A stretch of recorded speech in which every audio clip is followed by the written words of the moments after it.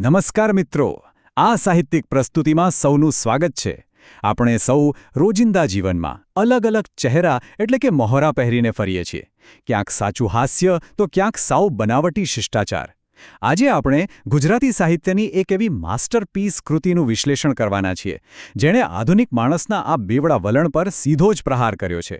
તો ચાલો કોઈપણ વિલંબ વગર સીધી જ શરૂઆત કરીએ. હવે અહીં દેખાતો આ અડધો સોનેરી અને અડધો તૂટેલો આરસપાણનો ચહેરો જુઓ. આ નવલકથાના મૂળ વિષયને એટલે કે ખંડિત ઓળખને એકદમ સ્પષ્ટ કરે છે. સ્પર્ધાત્મક પરીક્ષાઓ જેમ કે ટેટ કે જીપીએસસીની તૈયારી કરતા વિદ્યાર્થીઓ માટે આ કૃતિ બહુ જ નિર્ણાયક છે. શા માટે? કારણ કે આધુનિક ગુજરાતી સાહિત્યમાં ઓળખની કટોકટી અને અસ્તિત્વવાદનો આ એક જીવંત દસ્તાવેજ છે. આજના આપણા આ વિશ્લેષણની રૂપરેખા જોઈએ તો આપણે ચહેરો શબ્દનો અર્થ, સર્જકનો પરિચય, નવલકથાના મૂળ તત્વો, નાયક નિષાદની સફર, અસ્તિત્વવાદી ફિલોસોફી અને તેનો સાહિત્યિક વારસો જોઈશું. વિભાગ 1. ચહેરો, એક છુપાયેલી વાસ્તવિકતા.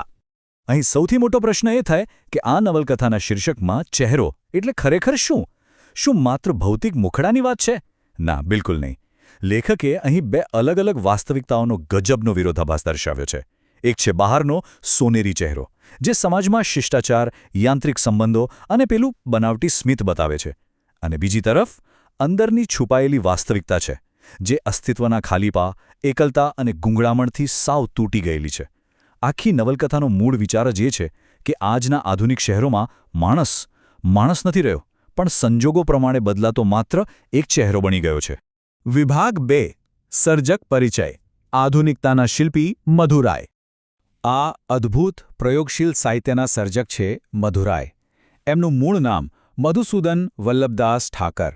1942માં જામખંભાળિયામાં તેમનો જન્મ થયો. પછી તેઓ કલકત્તા ગયા, ત્યાં ભણ્યા અને છેવટે 1970માં રંગમંચની તાલીમ માટે છેક અમેરિકા ગયા.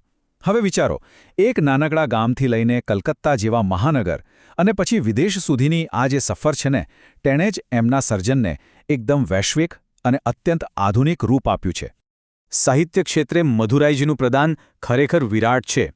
ચહેરા, કામિની, બાંસી નામની એક છોકરી અને કુમારની અગાસી, આ બધી એમની બેનમૂન રચનાઓ છે. અને હા, તેમની ઉત્કૃષ્ટ સાહિત્યિક સેવા બદલ તેમને રણજીતરામ સુવર્ણચંદ્રક, નર્મદ સુવર્ણચંદ્રક અને સાહિત્ય ગૌરવ પુરસ્કાર જેવા સર્વોચ્ચ સન્માનો પણ એનાયત કરવામાં આવ્યા છે. વિભાગ 3. નવલકથાનું માળખું, કૃતિની મુખ્ય વિગતો. પરીક્ષાની દૃષ્ટિએ આ વિગતો ખાસ નોંધવા જેવી છે. ચહેરા નવલકથાની પ્રથમ આવૃત્તિ 1966માં પ્રકાશિત થઈ.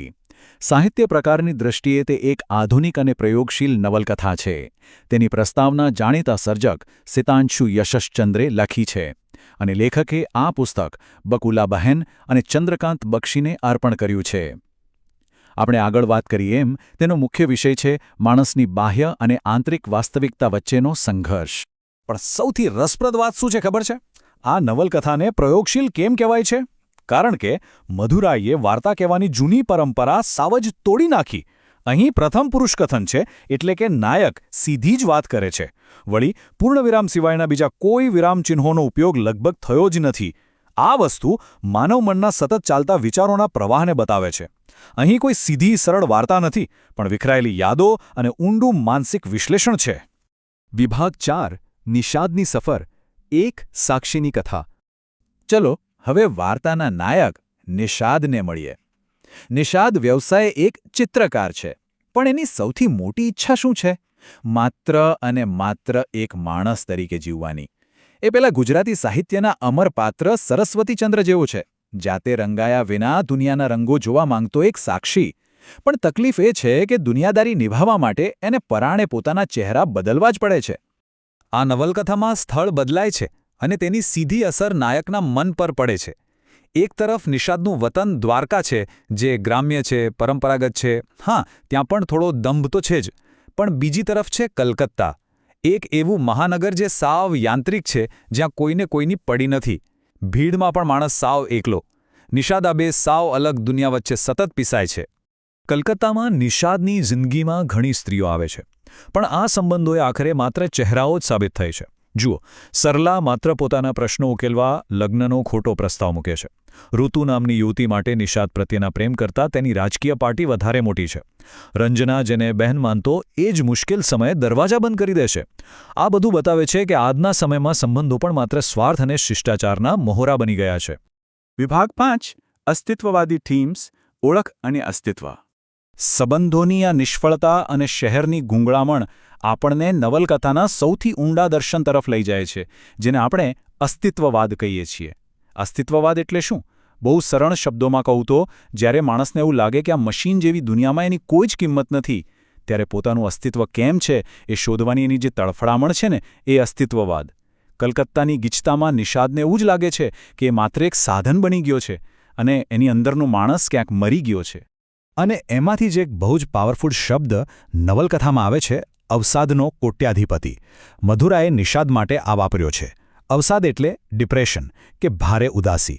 જ્યારે નિષાદ જુએ છે કે આસપાસના બધા જ સંબંધો અને ચહેરા બનાવટી અને વિકૃત છે, ત્યારે એ એટલી હદે નિરાશ થઈ જાય છે કે પોતાને આ અપાર ઉદાસીનો કરોડપતિ એટલે કે કોટ્યાધિપતિ માનવા લાગે છે.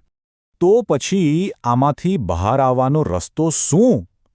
આ બનાવટી સમાજથી સંપૂર્ણ મોહભંગ થયા પછી પેલા મોહરા પહેરવાથી બચવા માટે નિષાદ છેવટે પોતાની ઓળખ સમાન પોતાના જ પુસ્તકો અને પેઇન્ટિંગ્સને સળગાવી દે છે.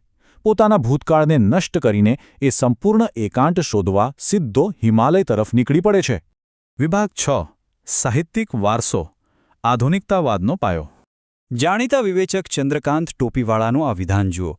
એ સાબિત કરે છે કે આ કૃતિ કેટલી મહાન છે. તેઓ નોંધે છે કે લેખકે અહીં વાર્તાને સમયના ક્રમમાં સીધી રીતે કહેવાને બદલે અલગ અલગ સ્થળો અને સંવેદનાઓના ટુકડાઓને જોડીને એક ગૂંચવણભર્યું છતાં અત્યંત સુંદર ચિત્ર ઊભું કર્યું છે. હવે સ્પર્ધાત્મક પરીક્ષાઓની તૈયારી કરતા મિત્રો માટે આ સૌથી અગત્યનો ભાગ છે. ચહેરા કેમ એટલી મહત્વની છે? કારણ કે એ ગુજરાતી સાહિત્યમાં આધુનિકતાવાદનો પાયો નાખનાર એક મજબૂત સ્તંભ છે.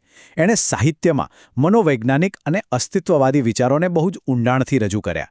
વાર્તાના જૂના માળખાને તોડી નાખ્યું અને સૌથી મોટી વાત, એક એવા નાયકને રજૂ કર્યો જે કોઈ આદર્શ પુરુષ નથી, જે ભૂલો કરે છે, હતાશ થાય છે. ટૂંકમાં કહીએ તો આ એક એન્ટી હીરો કથાનું સર્વોત્તમ ઉદાહરણ છે. અને છેલ્લે એક વિચારવા જેવો પ્રશ્ન. આધુનિક જીવનની આ આંધળી દોડમાં, સંબંધો સાચવવાની મથામણમાં શું ખરેખર અસલી જીવન જીવાય છે કે પછી આપણે સૌએ પણ અલગ અલગ ચહેરો પહેરી લીધો છે? આ પ્રશ્ન ચોક્કસ મનન કરવા યોગ્ય છે. આપેલ માહિતી પર આધારિત આ સાહિત્યિક પ્રસ્તુતિ અને આ સુંદર વિશ્લેષણ અહીં પૂર્ણ થાય છે. જો આ વિડીયો ગમ્યો હોય તો અત્યારે જ આપણી ચેનલ ગુજરાતી સાહિત્યને સબસ્ક્રાઇબ કરવા મારી ખાસ વિનંતી છે. અને હા, જ્ઞાન વહેંચવાથી જ વધે છે, એટલે આ પ્રસ્તુતિને મિત્રોમાં શેર કરવાનું બિલકુલ ભૂલતા નહીં. ફરી મળીશું એક નવા અદ્ભુત વિષય સાથે. ત્યાં સુધી વાંચતા રહો અને શીખતા રહો.